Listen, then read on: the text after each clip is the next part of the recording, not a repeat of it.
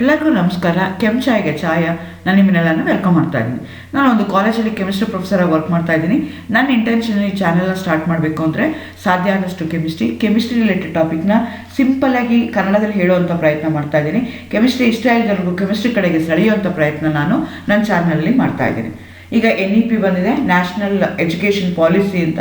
ಆ ಬೇಸಿಸ್ ಮೇಲೆ ನಿಮಗೆ ಹೊಸ ಥರ ಎಜುಕೇಷನ್ ಸಿಸ್ಟಮೇ ನಿಮಗೆ ಆಗಿದೆ. ಸೊ ಅದರಲ್ಲಿ ಬೆಂಗಳೂರು ಸಿಟಿ ಯೂನಿವರ್ಸಿಟಿನಲ್ಲಿ DSC ಅಂತ ಹೇಳ್ತೀವಿ, ಡಿಸ್ಕ್ರೀಟ್ ಕೋರ್ ಸಬ್ಜೆಕ್ಟ್ ಅಂತ ಹೇಳ್ತೀವಿ. ಅದೇನಾದರೂ ನೀವು ಕೆಮಿಸ್ಟ್ರಿ ತೊಗೊಂಡಿದ್ರೆ ಫಸ್ಟ್ ಸೆಮಿಸ್ಟ್ರಿಗೆ ಏನು ಸಿಲೆಬಸ್ ಇದೆಯಲ್ಲ ಅದನ್ನೆಲ್ಲ ನಾನೀಗ ಆ ಸೀರೀಸ್ನ ನಾನು ವೀಡಿಯೋಸ್ನ ಅಪ್ಲೋಡ್ ಮಾಡೋದಕ್ಕೆ ಶುರು ಮಾಡಿದ್ದೀನಿ. ಅದರಲ್ಲಿ ಒಟ್ಟು 4 ಯೂನಿಟ್ ಇದೆ. ಯೂನಿಟ್ 1, 2, 3, 4 ಅಂತ. ಈಗ 4th ಯೂನಿಟ್ ಆರ್ಗ್ಯಾನಿಕ್ ಕೆಮಿಸ್ಟ್ರಿ ಬರ್ತಾ ಇದೆ. ಅದನ್ನು ನಾನು ಅಪ್ಲೋಡ್ ಮಾಡೋದಕ್ಕೆ ಟ್ರೈ ಮಾಡ್ತಾ ಇದ್ದೀನಿ. ಆಲ್ರೆಡಿ ನಾನು ತುಂಬ ವೀಡಿಯೋಸ್ನ ಅಪ್ಲೋಡ್ ಮಾಡಿದ್ದೀನಿ ಬೆಂಗಳೂರು ಸಿಟಿ ಯೂನಿವರ್ಸಿಟಿ ಕೆಮಿಸ್ಟ್ರಿದು. ನೀವು ನನ್ನ ಪ್ಲೇ ಲಿಸ್ಟ್ ಹೋಗಿ NEP 2020 ಅಂತ ಕೊಟ್ಟರೆ ಪ್ಲೇ ಲಿಸ್ಟಲ್ಲಿ ಎಲ್ಲ ವೀಡಿಯೋಸ್ ನಿಮಗೆ ಬರ್ತಾ ಹೋಗುತ್ತೆ. ಇದಕ್ಕಿಂತ ಮುಂಚೆ ನಾನು ನಾಮನ್ಕ್ಲೇಚರ್ ಆಫ್ ಆರ್ಗ್ಯಾನಿಕ್ ಕಾಂಪೌಂಡ್ಸ್ ಅಂದರೆ ವಿತ್ ಓನ್ಲಿ 1 ಫಂಕ್ಷನಲ್ ಗ್ರೂಪ್ ಇರುವಂಥದ್ದು ಅಪ್ಲೋಡ್ ಮಾಡಿದ್ದೀನಿ. ಅದರದ್ದು ನೆಕ್ಸ್ಟ್ ಸೀರೀಸ್ ನಾನು ಮಾಡ್ತಾ ಇರೋವಂಥದ್ದು. ಇವತ್ತಲ್ಲಿ ನಾನು ಏನು ಮಾಡ್ತಾ ಇದ್ದೀನಿ ಅಂದರೆ bifunctional compound or polyfunctional compound ಇದ್ದಾಗ ಹೇಗೆ ನಾವು ನೇಮ್ ಮಾಡ್ತೀವಿ ಅನ್ನೋದ್ರ ಬಗ್ಗೆ ತಿಳ್ಕೊಳ್ತಾ ಹೋಗೋಣ. ನಿಮಗೆ ಗೊತ್ತಿದೆ ಆರ್ಗ್ಯಾನಿಕ್ ಕೆಮಿಸ್ಟ್ರಿಯಲ್ಲಿ ನನಗೆ ಏನು ಇಂಪಾರ್ಟೆಂಟ್ ಅಂದರೆ functional group play very important roll.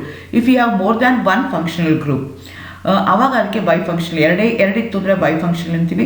More than 2 ಇದ್ದರೆ ಪಾಲಿ ಫಂಕ್ಷನಲ್ ಅಂತೀವಿ. If you have more than 1 functional group bifunctional ಆಗಿರ್ಬೋದು, ಇಲ್ಲಾಂದರೆ ಪಾಲಿ ಫಂಕ್ಷನಲ್ ಗ್ರೂಪ್ ಇರುವಂಥ ಕಾಂಪೌಂಡ್ಸ್ನ ನಾನು ಹೇಗೆ ನೇಮ್ ಮಾಡಬೇಕು ಅದ್ರ ಬಗ್ಗೆ ಇವತ್ತು ತಿಳ್ಕೊಳ್ತಾ ಹೋಗೋಣ. ನಾನು ಆಲ್ರೆಡಿ ಒಂದು ವೀಡಿಯೋನ ಅಪ್ಲೋಡ್ ಮಾಡಿದ್ದೀನಿ, IUPAC nomenclature of simple organic ಕಾಂಪೌಂಡ್ನ ಹೇಗೆ ಮಾಡೋದು ಅಂತ. ನೀವು ಅದನ್ನು ನೋಡಿ ನೀವು ಇದನ್ನು ನೋಡಿದ್ರೆ ಹೆಲ್ಪ್ ಆಗ್ತಾ ಹೋಗುತ್ತೆ. ಇವತ್ತಿನ ಎಪಿಸೋಡಲ್ಲಿ ನಾನು I am going to discuss about IUPAC nomenclature of bifunctional compounds. Again welcome to Kenchaya. ನನ್ನ ಚಾನಲ್ನ ಸಬ್ಸ್ಕ್ರೈಬ್ ಮಾಡಿ, ಶೇರ್ ಮಾಡಿ. ನಾವು ಪಾಲಿ ಫಂಕ್ಷನಲ್ ಅಂತ ಕರಿತೀವಿ. ಸೊ ನೀವು ನಾಮನ್ಕ್ಲೇಚರ್ ಆಫ್ ಆರ್ಗ್ಯಾನಿಕ್ ಕಾಂಪೌಂಡ್ಸನ್ನು ಮಾಡೋದಕ್ಕೆ IUPAC ರೂಲ್ಸ್ ಪ್ರಕಾರ ಅದಕ್ಕಿಂತ ಮುಂಚೆ ಏನಾಗಿತ್ತು, ಟ್ರಿವಿಯಲ್ ನೇಮ್ಸ್ ಇತ್ತು. ಟ್ರಿವಿಯಲ್ ನೇಮ್ಸಲ್ಲಿ ಎಷ್ಟೊಂದು ಡ್ರಾಬ್ಯಾಕ್ಸ್ ಇತ್ತು. ಅದನ್ನು ಅವಾಯ್ಡ್ ಮಾಡೋದಕ್ಕೋಸ್ಕರ ನಾವೇನು ಮಾಡಿದ್ವಿ, we went for IUPAC nomenclature. International pure applied chemist, pure and applied chemist, international union of pure and applied chemist, ಆ ಆರ್ಗನೈಸೇಷನ್ ಅವರು ರೂಲ್ಸ್ನ ಕೊಟ್ಟರು. ಆ ರೂಲ್ಸ್ ಪ್ರಕಾರ ನಾವೇನು ಮಾಡ್ತಾ ಇದ್ವಿ, ಎಲ್ಲರೂ ನೇಮ್ ಮಾಡ್ತಾ ಇದ್ವಿ. ಅದರಲ್ಲಿ 3 ಬೇಸಿಕ್ ರೂಲ್ಸ್ ಇರುತ್ತೆ, 5 ಸಪ್ಲಿಮೆಂಟ್ರಿ ರೂಲ್ಸ್ ಇರುತ್ತೆ. ಅಂದರೆ ಏನು 3 ಬೇಸಿಕ್ ರೂಲ್ಸ್ ಅಂದರೆ ಏನಿರುತ್ತೆ ಅಂದರೆ ಎಲ್ಲದಕ್ಕಿಂತ ರೂಟ್ ವರ್ಡ್ ಇರುತ್ತೆ, ಸಫೆಕ್ಸ್ ಇರುತ್ತೆ, ಆಮೇಲೆ ಪ್ರಿಫೆಕ್ಸ್ ಇರುತ್ತೆ. ಸೊ ಸಫೆಕ್ಸು ಅಥವಾ ಪ್ರಿಫೆಕ್ಸು ಎಲ್ಲಿ ಆ್ಯಡ್ ಆಗಿದೆ ಅಂತ ಹೇಳ್ತೀವಲ್ಲ ಅದಕ್ಕೆ ಲೋಕ್ಯಾನ್ಸ್ ಅಂತ ಹೇಳ್ತೀವಿ, ಅದಿರುತ್ತೆ. ಸೊ ಫಸ್ಟು 3 ರೂಲ್ಸ್ ಏನು ಹೇಳಿದ್ರಲ್ಲ, ರೂಟ್ ವರ್ಡು, ಸಫೆಕ್ಸು, ಪ್ರಿಫೆಕ್ಸು, ಅದೇನಾಯಿತು ಪೂರ್ತಿ ಎಲ್ಲ ಕಾಂಪೌಂಡ್ಸು ಸ್ಟ್ರಕ್ಚರ್ಸು ಅಥವಾ ನಾಮನ್ಕ್ಲೇಚರ್ ಮಾಡೋದಕ್ಕೆ ಇನ್ಸಫಿಷಿಯೆಂಟ್ ಆಯಿತು. To supplement 3 basic rules we have other 5 basic supplementary rules ಪ್ರಕಾರ ನಾವೇನು ಮಾಡ್ತಾ ಹೋಗ್ತೀವಿ, ಆರ್ಗ್ಯಾನಿಕ್ ಕಾಂಪೌಂಡನ್ನ ನೇಮ್ ಮಾಡ್ತಾ ಹೋಗ್ತೀವಿ. ರೂಟ್ ವರ್ಡ್ ಏನು ಹೇಳುತ್ತೆ ಅಂದರೆ number of carbon atom present in a continuous chain ಹೇಳುತ್ತೆ, ಅದ್ರ ಪ್ರಕಾರ ಮಾಡ್ತೀವಿ. ಪ್ರಿಫೆಕ್ಸ್ ಅಂದರೆ if it's not a substituent, if it is not a function group but it is a substituent, then we are going to consider them as the prefixes. If it is a functional group, then we are going to consider them as the ಸಫೆಕ್ಸಸ್ ಅಂತ consider ಮಾಡ್ತೀವಿ. Again ಸಫೆಕ್ಸಲ್ಲಿ 2 ಥರ ಇರುತ್ತೆ, primary, secondary ಸಫೆಕ್ಸ್ ಅಂತ ಹೇಳ್ತೀವಿ. Primary ಸಫೆಕ್ಸಲ್ಲಿ ಏನಾಗುತ್ತೆ ಅಂತಂದರೆ saturated, unsaturated ಹೇಳ್ತೀವಿ. ಸೆಕೆಂಡ್ರಿನಲ್ಲಿ ಏನು ಮಾಡ್ತೀವಿ ಅಂದರೆ ಯಾವ ಫಂಕ್ಷನಲ್ ಗ್ರೂಪ್ ಇದೆ ಅಂತ ನಾವು ಹೇಳ್ತಾ ಹೋಗ್ತೀವಿ. ಸೊ ಫಂಕ್ಷನಲ್ ಗ್ರೂಪ್ ಏನಾದರೂ ಒಂದೇ ಥರ ಇತ್ತು ಅಥವಾ ಬೇರೆ ಬೇರೆ ಇತ್ತು ಅಂದಾಗ ಬೇರೆ ಬೇರೆ ನಾವು ವರ್ಡ್ಸ್ನ ಯೂಸ್ ಮಾಡ್ತಾ ಹೋಗ್ತೀವಿ. ಫಾರ್ ಎಕ್ಸಾಂಪಲ್ ಈಗ ಆಲ್ಕೋಹಾಲ್ಸ್ ಅಂತಿದ್ರೆ ಫಂಕ್ಷನಲ್ ಗ್ರೂಪ್ OH ಇರುತ್ತೆ, we are going to end up with OL. ಆ ಥರ if it's an aldehyde we are going to CHO group ಇರುತ್ತೆ, ಆದರೆ we are going to end up with AL. ಹಾಗೆ ಪ್ರತಿಯೊಂದು functional group ಬೇರೆ ಬೇರೆ ಇದ್ದಾಗ ಬೇರೆ ಬೇರೆ ಸಫೆಕ್ಸ್ನ ನಾವು ಆ್ಯಡ್ ಮಾಡ್ತಾ ಹೋಗ್ತೀವಿ.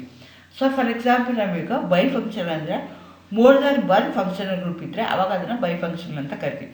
ಆ ಫಂಕ್ಷನಲ್ ಗ್ರೂಪು ಒಂದೇ ಇರ್ಬೋದು ಅಥವಾ ಬೇರೆ ಬೇರೆ ಇರ್ಬೋದು. ಒಂದೇ ಇದ್ದಾಗ ಅದನ್ನು ಯಾವ ರೀತಿ ನೇಮ್ ಮಾಡ್ತೀವಿ ಅನ್ನೋದಕ್ಕೆ 2 ರೂಲ್ ಇದೆ. ಮೊದಲನೇದು, if more than 2 similar functional groups are present, the prefixes di, tri, tetra are used, but the vowel E of the suffix is retained. ಈ ಏನಿರ್ತಾರೆ ಈಗ ಆಲ್ಕೇನ್ ಡೆರಿವೇಟಿವ್ ಆಗಿದ್ದರೆ ಈ ತೆಗೆದುಬಿಟ್ಟು ಅದು ಯಾವುದಿರುತ್ತೋ ಅದನ್ನು ಆ್ಯಡ್ ಮಾಡ್ತೀವಿ. ಆದರೆ if it is A by functional compound having same functional group, ಅವಾಗ ಏನು ಮಾಡ್ತೀವಿ ಅಂತಂದರೆ ನಾವು ಅದನ್ನು ಡೈಟ್ರೈಟ್ ಟೆಟ್ರಾ ಅಂತ ಹೇಳ್ತೀವಿ. ಆ ಏನು ಹಾಗೆ ಉಳಿಸ್ಕೊಳ್ತೀವಿ. ಫಾರ್ ಎಕ್ಸಾಂಪಲ್ ಇಲ್ಲಿ ನೋಡೋಣ ಅಂತಂದರೆ ಮೊದಲನೇ ಎಕ್ಸಾಂಪಲ್ ತೊಗೊಂಡ್ರೆ 1 2 3 4 ಇದೆ, 2 OH ಗ್ರೂಪ್ ಅಟ್ಯಾಚ್ ಆಗಿದೆ. OH ಗ್ರೂಪ್ ಅಟ್ಯಾಚ್ ಆಗಿದ್ರೆ ಅದನ್ನು ನಾನು ಮುಂಚೆನೇ ಹೇಳ್ದಂಗೆ ALಯಿಂದ ಆ್ಯಡ್ ಮಾಡ್ತೀವಿ. ಆದರೆ ಇಟ್ಸ್ ರಿಪೀಟೆಡ್ ಟ್ವೈಸ್, ಹಾಗಾಗಿ ಅದನ್ನೇನಂತ ಕರಿತೀವಿ ನಾವು ಡೈಆಲ್ ಅಂತ ಕರಿತೀವಿ. ಬ್ಯೂಟೇನ್ ಡೈಆಲ್, ಆ್ಯಕ್ಚುಲಿ ಹೇಳಿದರೆ ಬ್ಯೂಟ್ 2 3 ಡೈಆಲ್, ಅಥವಾ ಒಂದೇ ಒಂದಿತ್ತು ಅಂದರೆ ನಾವೇನು ಮಾಡ್ತಿದ್ವಿ ಅಂದರೆ ಒಂದೇ ಒಂದು OH ಗ್ರೂಪ್ ಇತ್ತು ಅಂದರೆ 2 ಬ್ಯೂಟನಾಲ್ ಅಂತ ಬರಿತೀವಿ. ಆದರೆ ಇಲ್ಲೇನು ಮಾಡ್ತೀವಿ ನಾವು ಬ್ಯೂಟೇನ್ 2 3 ಡೈಆಲ್ ಅಂತ ಬರಿತೀವಿ. ಆ ಇನ ನಾವು ರಿಟೈನ್ ಮಾಡ್ಕೊಳ್ತೀವಿ. ಆ ಥರ ನೆಕ್ಸ್ಟ್ ಎಕ್ಸಾಂಪಲ್ ನಾನು ಏನು ಮಾಡಿದ್ದೀನಿ, 3 OH ಗ್ರೂಪ್ನ ತೊಗೊಂಡಿದ್ದೀನಿ. ಹಂಗಾಗಿ ಅದನ್ನು ಬ್ಯೂಟೇನ್ 1 2 3 ಟ್ರಯಾಲ್ ಅಂತ ಕನ್ಸಿಡರ್ ಮಾಡ್ಕೊಳ್ತೀನಿ. ಅದೇ ರೀತಿ ನಾನು ಇದಕ್ಕೆ ತೊಗೊಂಡ್ರೆ CH3C ಡಬಲ್ ಬಾಂಡ್ O, ಇಲ್ಲಿ ಏನು ಮಾಡಿದ್ದೀನಿ ಕೀಟೋನ್ ಗ್ರೂಪ್ನ ತೊಗೊಂಡಿದ್ದೀನಿ. ಅಲ್ಲಿ ಮೇಲ್ಗಡೆ ಏನು ತೊಗೊಂಡಿದ್ದೆ ಆಲ್ಕೋಹಾಲ್ನ ಗ್ರೂಪ್ ತೊಗೊಂಡಿದ್ದೆ. ಇಲ್ಲಿ ಏನು ಮಾಡ್ತಾ ಇದ್ದೀನಿ ಕೀಟೋನ್ ಗ್ರೂಪ್ ತೊಗೊಳ್ತಾ ಇದ್ದೀನಿ. ಕೀಟೋನ್ ಗ್ರೂಪ್ ಆದರೆ ನೀವು ಏನಂತ ಎಂಡ್ ಮಾಡ್ತೀರಾ, ಓನ್ ಅಂತ ಎಂಡ್ ಮಾಡ್ತೀರಾ. ಎಷ್ಟಿದೆ 2 ಇದೆ. ಎಲ್ಲೆಲ್ಲಿ ಅಟ್ಯಾಚ್ ಆಗಿದೆ, ಯಾವ ಲೋಕೆಂಟ್ ಎಲ್ಲೆಲ್ಲಿ ಅಟ್ಯಾಚ್ ಆಗಿದೆ, ಪೊಸಿಷನ್ 2 ಅಟ್ಯಾಚ್ ಆಗಿದೆ, ಪೊಸಿಷನ್ 3 ಅಟ್ಯಾಚ್ ಆಗಿದೆ. ಹಾಗಾಗಿ ಅದನ್ನು ಬ್ಯೂಟೇನ್ 2 3 ಡೈಓನ್ ಅಂತ ಕರಿತೀವಿ. ಅದೇ ರೀತಿ ಈಗ ಇಲ್ಲೇನು CH3 ತೊಗೊಂಡಿದ್ದೀನಿ, ಆದರೆ ಇಲ್ಲಿ ಏನು ಮಾಡ್ತಾ ಇದ್ದೀನಿ 4 ಕಾರ್ಬನ್ ಆಟಮ್ ತೊಗೊಳ್ತಾ ಇದ್ದೀನಿ. ಬ್ಯೂಟೇನ್ 1 4 ಡೈನೈಟ್ರೈಲ್ ಅಂತ ನಾನು ಇದು ಒಂದು ಸೆಟ್ ಆಫ್ ರೂಲ್ ಆಯಿತು. ಕೆಲವು ಸಲ ಏನಾಗುತ್ತೆ ಅಂತಂದರೆ 2 ಡಬಲ್ ಬಾಂಡ್ ಇತ್ತು ಅಂತ ತಿಳ್ಕೊಳ್ಳೋಣ, ಅದನ್ನು ಪ್ರೈಮರಿ ಸಫೆಕ್ಸ್ ಅಂತ ಕನ್ಸಿಡರ್ ಮಾಡ್ಕೊಳ್ತೀವಿ. ಹಾಗಾಗಿ ಬ್ಯೂಟಾ 1 3 ಡೈಯಿನ್ ಅಂತ ಕರಿತೀವಿ. ಆ ಥರ double bond OH group COOH group ಇದ್ದಾಗ ಬ್ಯೂಟಾ 2 in 1 4 ಡೈಓಯಿಕ್ ಆ್ಯಸಿಡ್, ಇಲ್ಲಿ ಪಾಲಿಫಂಕ್ಷನ್ ಇದೆ, 2 ಫಂಕ್ಷನಲ್ ಗ್ರೂಪ್ ಇದೆ, 1 ಡಬಲ್ ಬಾಂಡ್ ಇದೆ. So butane 2 in 1 4 dioic acid. ಅಲ್ಲಾದರೆ ಏನು ಮಾಡ್ತಿದ್ವಿ ನಾವು ಹಿಂದಿನ ಎಕ್ಸಾಂಪಲಲ್ಲಿ ಈನ ರಿಟೈನ್ ಮಾಡ್ಕೊಂಡಿದ್ವಿ, ಆದರೆ ಈ ಕೇಸಲ್ಲಿ ನಾವು ಈನ ರಿಟೈನ್ ಮಾಡ್ಕೊಂಡಿಲ್ಲ. ಸೊ ನೀವು ನೋಡಿಕೊಂಡು ಕೇರ್ಫುಲ್ಲಾಗಿ ಆಗುತ್ತೆ. ಸೊ ಕೆಲವು ಸಲ ರೂಲ್ಸ್ ಓಕೆ ಅಂತ ಹೇಳ್ತೀವಿ, ಕೆಲವು ಸಲ ವೈಲೇಷನ್ ಆಗಿದೆ ಅಂತ ಹೇಳ್ತೀವಿ. ಎಲ್ಲೆಲ್ಲಿ ವೈಲೇಷನ್ ಆಗುತ್ತೆ ಆವಾಗ ನೀವು ಇದು ನೋಡ್ಕೋಬೇಕು. Again another rule, special rule IUPAC ರೂಮ್ 1993ನಲ್ಲಿ ಪ್ರಪೋಸ್ ಮಾಡಿದ್ದಾರೆ. ಅದರ ಪ್ರಕಾರ ಏನು ಹೇಳ್ತೀವಿ ಅಂದರೆ 2 ಅಥವಾ ಮೋರ್ ದ್ಯಾನ್ 1 ಫಂಕ್ಷನಲ್ ಗ್ರೂಪ್ ಇರುವಂಥದ್ದಲ್ಲಿ CHO ಮತ್ತು COOH ಗ್ರೂಪ್ ಇತ್ತು, ಆಲ್ಡಿಹೈಡ್ ಮತ್ತು ಆ್ಯಸಿಡ್ ಗ್ರೂಪ್ ಏನಾದರೂ ಇತ್ತು ಅಂದಾಗ ಆವಾಗ ನಾವು AL ಮತ್ತು ಆ್ಯಸಿಡ್ ಇದ್ದರೆ ಏನು ಮಾಡ್ತೀವಿ ಓಯಿಕ್ ಆ್ಯಸಿಡ್, ಅವೆರಡನ್ನೂ ನಾವು ಯೂಸ್ ಮಾಡಲ್ಲ ಅಂತ ಹೇಳ್ತೀವಿ. ಆದರೆ ಆಲ್ಕೇನ್ದು ಈನ ಹಾಗೆ ರಿಟೈನ್ ಮಾಡಿಕೊಂಡು ನಾವೇನು ಮಾಡಬೇಕಾಗತ್ತೆ, ಕನ್ಸಿಡರ್ ಮಾಡ್ಕೋಬೇಕಾಗತ್ತೆ. ಆ 2 ಗ್ರೂಪ್ ಏನಿದೆಯಲ್ಲ CHO ಗ್ರೂಪು ಅಥವಾ ಕಾರ್ಬಾಕ್ಸಿಲಿಕ್ ಆ್ಯಸಿಡ್ದು, ಅದರದ್ದು ಒಂದು ಮಾತ್ರ ಕನ್ಸಿಡರ್ ಮಾಡ್ತೀವಿ as the part of the parent chain ಅಂತ. ಮತ್ತು ಇನ್ನೆರಡು ಯಾವುದಿದೆಯಲ್ಲ ಅದನ್ನು ನಾವು you are going to consider them as the substituent. ಆವಾಗ ನಾವು ಅದನ್ನ ಏನಂತ ಕರಿತೀವಿ ಅಂತಂದರೆ ಆಲ್ಡಿಹೈಡ್ ಆದರೆ ಕಾರ್ಬ್ ಆಲ್ಡಿಹೈಡ್ ಅಂತ ಕರಿತೀವಿ, ಆ್ಯಸಿಡ್ ಆದರೆ ಕಾರ್ಬಾಕ್ಸಿಲಿಕ್ ಆ್ಯಸಿಡ್ ಕರಿತೀವಿ. ಎಕ್ಸಾಂಪಲ್ ನೋಡೋಣ. ಇಲ್ಲೇನು ಮಾಡಿದ್ದೀನಿ, ನನಗೆ 3 COOH ಗ್ರೂಪ್ ಇದೆ. 3 COOH ಗ್ರೂಪ್ ಇದ್ದಾಗ ಒಂದನ್ನು ನಾನೇನು ಮಾಡಬೇಕಾಗತ್ತೆ, ಕನ್ಸಿಡರ್ ಮಾಡ್ಕೊಳ್ಳೋಕೆ ಕಷ್ಟ ಆಗುತ್ತೆ. ಹಾಗಾಗಿ ನಾನು ಇದನ್ನೇನು ಮಾಡ್ತಾ ಇದ್ದೀನಿ ಅಂತಂದರೆ 3 ಏನು ಮಾಡ್ತಾ ಇದ್ದೀನಿ, ಬ್ಯೂಟೇನ್ 1 2 4 ಟ್ರೈ ಕಾರ್ಬಾಕ್ಸಿಲಿಕ್ ಆ್ಯಸಿಡ್ ಅಂತ ನಾನು ನೇಮ್ ಮಾಡ್ತಾ ಇದ್ದೀನಿ. ಅದೇ ರೀತಿ ಇನ್ನೊಂದು ಎಕ್ಸಾಂಪಲ್ ತೊಗೊಂಡ್ರೆ ಒಟ್ಟು 4 CHO ಗ್ರೂಪ್ಗಳಿವೆ. ಸೊ ಅದು ಎಲ್ಲೆಲ್ಲಿ ಅಟ್ಯಾಚ್ ಆಗಿದೆ ಅದರ ಪ್ರಕಾರ ನಾನು ಏನು ಮಾಡ್ತಾ ಹೋಗ್ತೀನಿ, ಹೇಳ್ತಾ ಹೋಗ್ತೀನಿ. ಪೊಸಿಷನ್ 1ನಲ್ಲಿದೆ, ಪೊಸಿಷನ್ 2ನಲ್ಲಿದೆ, ಪೊಸಿಷನ್ 3ನಲ್ಲಿದೆ, ಪೊಸಿಷನ್ 5ಅಲ್ಲಿದೆ. ಸೊ ಎಷ್ಟು ಟೈಮ್ ರಿಪೀಟ್ ಆಗಿದೆ, 5 ಟೈಮ್ಸ್ ರಿಪೀಟ್ ಆಗಿದೆ. ಏನು ರಿಪೀಟ್ ಆಗಿದೆ, CHOಗೆ ರಿಪೀಟ್ ಆಗಿದೆ. ಹಂಗಾಗಿ ಅದನ್ನು ಕಾರ್ಬ್ ಆಲ್ಡಿಹೈಡ್ ಅಂತ ನಾನು ಕನ್ಸಿಡರ್ ಮಾಡ್ಕೊಳ್ತೀನಿ.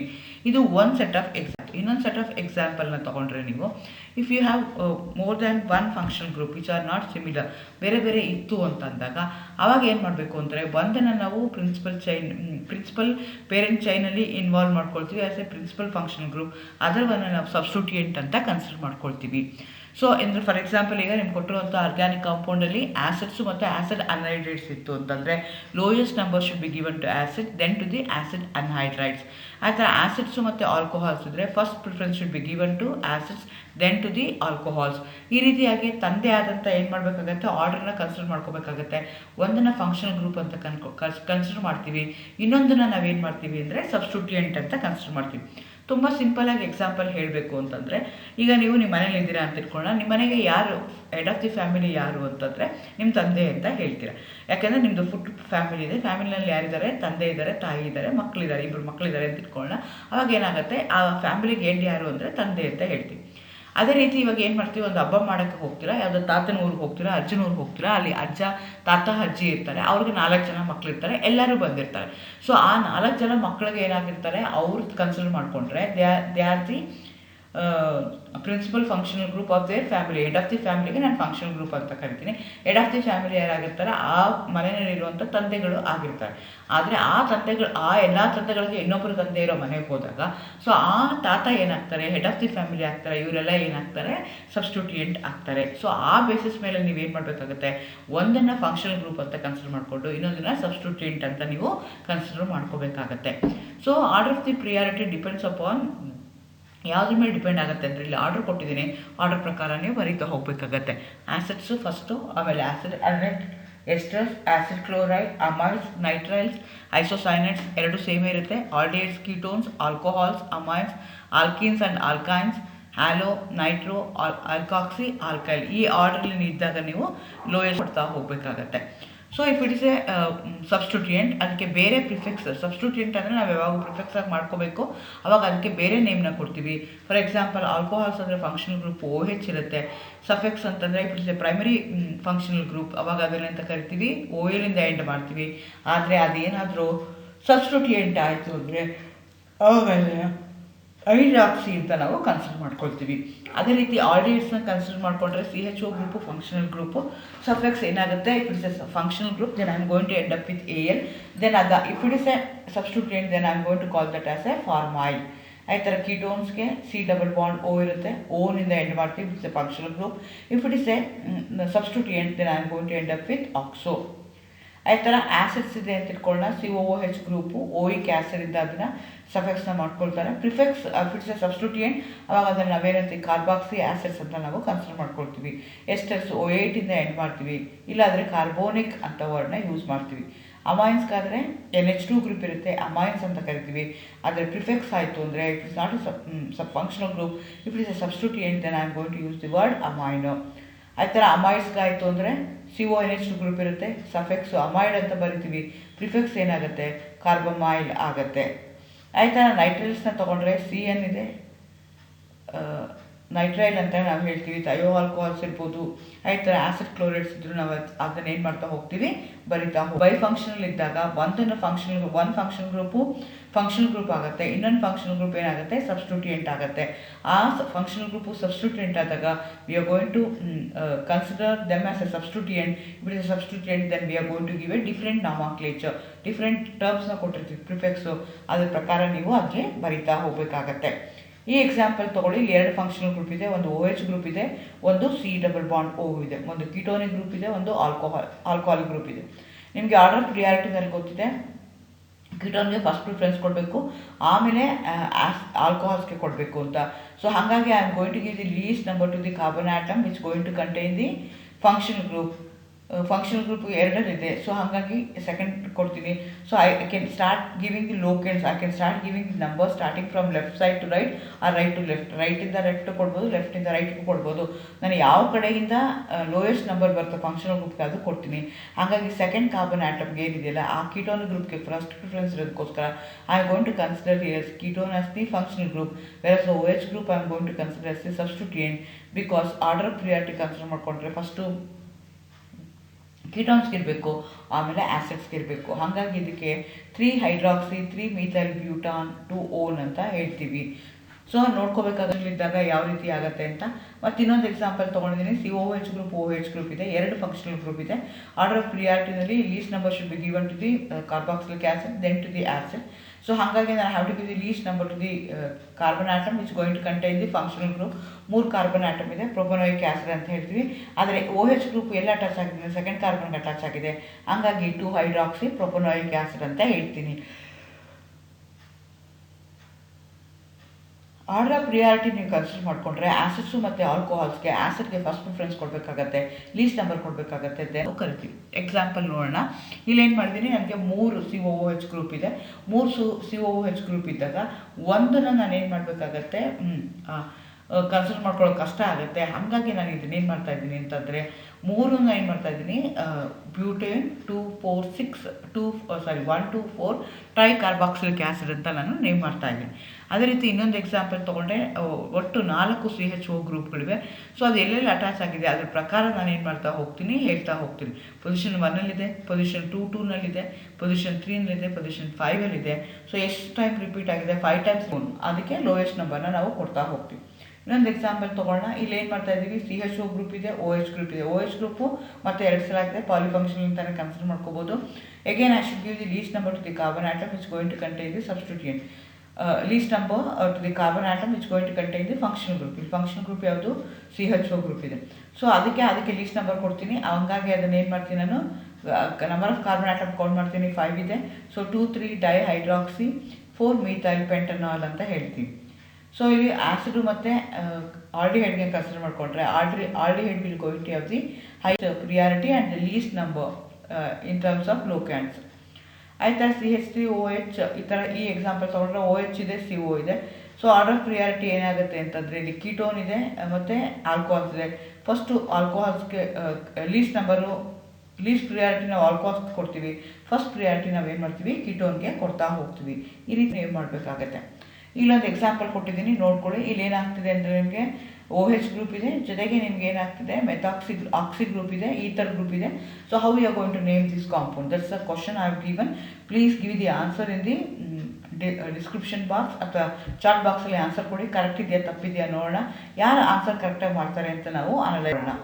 ಏಕೆಂದರೆ ಯೂಶ್ವಲಿ ನಮಗೆ ಆರ್ಗ್ಯಾನಿಕ್ ಕೆಮಿಸ್ಟ್ರಿ ಅಂದರೆ ತುಂಬ ಕಷ್ಟ. ಏಕೆಂದರೆ ನಾಮಕ್ಲೇಚರ್ ತುಂಬ ಕಷ್ಟ, ಐಪ್ಯಾಕ್ ನಾಮಕ್ಲೇಚರ್ ಕಷ್ಟ ಅಂತ ಹೇಳ್ತಾರೆ. ಕಷ್ಟ ಅಂತ ಏನಿಲ್ಲ, ಕರೆಕ್ಟಾಗಿ ಅರ್ಥ ಮಾಡಿಕೊಂಡ್ರೆ ನಿಮಗೆ ಈಸಿ ಆಗುತ್ತೆ. It's like A mathematics. 2+2 ಅಂದರೆ ಏನಾಗುತ್ತೆ, 4 ಆಗಬೇಕು. ಸೊ ಹಾಗಾಗಿ ನಿಮ್ಗೆ ಏನಾಗುತ್ತೆ ಅಂದರೆ ನೀಟಾಗಿ ಅದನ್ನು ಅರ್ಥ ಮಾಡಿಕೊಂಡ್ರೆ, ಬೇಸಿಕ್ಸ್ ಎಲ್ಲ ಗೊತ್ತಾದರೆ ಫಂಕ್ಷನ್ ಗ್ರೂಪ್ ಅಂದರೆ ಏನು, ಪ್ರಿಫೆಕ್ಸ್ ಅಂದರೆ ಏನು, ಸಫೆಕ್ಸ್ ಅಂದರೆ ಏನು, ಪ್ರೈಮರಿ ಸಫೆಕ್ಸ್ ಅಂದರೆ ಏನು, ಸೆಕೆಂಡ್ರಿ ಸಫೆಕ್ಸ್ ಅಂದರೆ ಏನು, ಯಾವಾಗ ಫಂಕ್ಷನ್ ಗ್ರೂಪು ಸಬ್ಸ್ಟಿಟ್ಯೂಯೆಂಟ್ ಆಗುತ್ತೆ, ಅದನ್ನೆಲ್ಲ ನೀವು ನೋಡಿಕೊಂಡ್ರೆ, ಅದನ್ನು ಅರ್ಥ ಮಾಡಿಕೊಂಡ್ರೆ ಈ ಥರ ನಾಮಕ್ಲೇಚರ್ ನೀವು ಮಾಡೋದು ಈಸಿ ಆಗುತ್ತೆ. ನೀವು ಎಲ್ಲಿಂದ ಯಾವುದೇ ಕಾಂಪಿಟೇಟಿವ್ ಎಕ್ಸಾಮ್ಗೆ ಹೋಗಲಿ, in chemistry, particularly in organic chemistry, always you are going to have ಅದಿದ್ದೇ ಇರುತ್ತೆ ನಿಮಗೆ. ಹಾಗಾಗಿ ನೀವೇನು ಮಾಡಬೇಕಾಗತ್ತೆ, ಆರ್ಗ್ಯಾನಿಕ್ ನಾಮಕ್ಲೇಚರ್ದು ಫಂಕ್ಷನ್ ಗ್ರೂಪ್ದು with 1 or more than 1 functional group, ಅದನ್ನು ನೀವು ಸರಿಯಾಗಿ ಅರ್ಥ ಮಾಡ್ಕೋಬೇಕಾಗತ್ತೆ. ಬಟ್ ಕೆಮಿಸ್ಟ್ರಿ ಕಷ್ಟ ಅಂತ ಏನಿಲ್ಲ, ಆರ್ಗ್ಯಾನಿಕ್ ಕೆಮಿಸ್ಟ್ರಿ ಕಷ್ಟ ಅಂತ ಏನಿಲ್ಲ. Because each carbon atom will going to have only 4 valency. So ಹಾಗಾಗಿ ಏನಾಗುತ್ತೆ, ಇಟ್ಸ್ ವೆರಿ ಈಸಿ. ಬಟ್ ಅರ್ಥ ಮಾಡಿಕೊಂಡು ನಾವು ಕಲ್ತ್ಕೋಬೇಕಾಗತ್ತೆ. As rightly said by Thomas Alva Edison, I believe that the science of chemistry alone almost proves the existence of an intelligent creator. So ಅವ್ರು ಏನು ಹೇಳ್ತಾರೆ ಅಂತಂದರೆ, ಥಾಮಸ್ ಆಲ್ವಾ ಎಡಿಸನ್ ಏನು ಮಾಡ್ತಾರೆ ಅಂತಂದರೆ, ಅವನು ತುಂಬ ಓದಿಲ್ಲ, ಆದರೆ experimentally he knew so many things. ಅಂದರೆ ತುಂಬ ನಾನು ಕೇಳಿರೋ ಪ್ರಕಾರ 2500 ಅವ್ನಿಗೆ ಪೇಟೆಂಟು ಅವನ ಹೆಸರಲ್ಲಿ ಇತ್ತು ಅಂತ ಹೇಳ್ತಾರೆ. He has done lot of activities, ಹೊಸ ಇನೋವೇಟಿವ್ ಥಿಂಗ್ಸ್ನ ಮಾಡ್ತಾ ಹೋಗ್ತಾರೆ. ಈ only says that the science of chemistry alone almost proves the existence of intelligent creator. ನಮ್ಮೇಲೆ ಯಾರೋ ಒಬ್ಬ ದೇವರು ಅಂತಿರ್ಬೋದು, ನೇಚರ್ ಅಂತಿರ್ಬೋದು, ಯಾವುದನ್ನೋ ಒಂದು ನಾವೇನು ಮಾಡ್ತೀವಿ, ದೇವರು ಅಂತ ಪೂಜೆ ಮಾಡ್ತೀವಲ್ಲ, ಅದು ಇದ್ದೇ ಇದೆ ಅಂತ ನನಗೆ ಯಾಕೆ ಅನಿಸುತ್ತೆ ಅಂತಂದರೆ, science of chemistry alone proves, ಅದನ್ನು ಹೇಳುತ್ತೆ. ಹೌದು, ನಮಗೇನೋ ಇಂಟೆಲಿಜೆಂಟ್ ಆಗಿರೋರು ಒಬ್ರು ಇದ್ದಾರೆ, ಮನುಷ್ಯನಿಗೇನು ನಾನೇ ಇಂಟೆಲಿಜೆಂಟು, ನನಗೆಲ್ಲ ಗೊತ್ತು ಅಂತ ಅಂದ್ಕೊಳ್ತಾಳೆ, ನನ್ನ ಮೇಲೆ ಒಬ್ಬ ಇದ್ದಾನೆ ಅಂತ ಹೇಳ್ತಾರಲ್ಲ, ಅವನ ಮೇಲಿರೋವಂಥವನು ಯಾರು, ದೇವರೇ. ಸೊ ಅವನು ಇದಾನೆ ಇಲ್ಲ ಅಂತ ನನಗೆ ಹೇಗೆ ಗೊತ್ತಾಗುತ್ತೆ ಅಂದರೆ, only through science of chemistry ಅಂತ great scientist only as accepted. So ಹಾಗಾಗಿ ಕೆಮಿಸ್ಟ್ರಿ ಸಿಂಪಲ್ ಆಗಿರುತ್ತೆ, ಅರ್ಥ ಮಾಡ್ಕೋಬೇಕಾಗತ್ತೆ, ಬೇಸಿಕ್ಸ್ ತಿಳ್ಕೊಬೇಕಾಗತ್ತೆ. ಆ ಥರ ಮಾಡಿದ್ರೆ ನಿಮ್ಗೆ ಈಸಿಯಾಗಿ ಅರ್ಥ ಆಗ್ತಾ ಹೋಗುತ್ತೆ. Thank you, all the best.